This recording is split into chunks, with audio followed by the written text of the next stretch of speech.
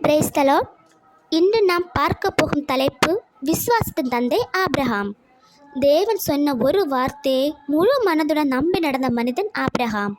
அவருடைய வாழ்க்கை இன்று நமக்கும் ஒரு பெரிய பாடமாக, அதுவும் விசுவாச பாடமாக இருக்கிறது. விசுவாசத்தின் தந்தை ஆபிரகாம் தேவன் சொன்ன வார்த்தையை நம்பினான். காணாத தேசத்தை நோக்கி நடந்தான். கடவுளின் கையில் வாழ்வை ஒப்படைத்தான். உன் சந்ததி நட்சத்திரம் போல என்று தேவன் வாக்கு கொடுத்தார். வயது சென்றாலும் சந்தேகம் இல்லாமல் விசுவாசத்தில் நிலைத்து நின்றார்.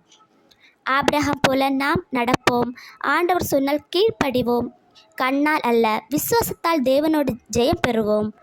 மோரியா மலை மேல் ஏறினாலும் மகனை கூட அர்ப்பணித்தாலும் தேவன் பார்த்து கொள்வார் என்ற நம்பிக்கை அவரில் இதயத்தில் இருந்தது. அன்பானவர்களே, ஆபிரகாமின் வாழ்க்கையை நமக்கு சொல்லிக் கொடுப்பது சூழ்நிலை எப்படி இருந்தாலும் தேவனை நம்பி நடக்க வேண்டும் என்பதையே. நாம் விசுவாசத்தோடு நடந்தால் தேவன் நம்மை ஒருபோது கைவிட மாட்டார்.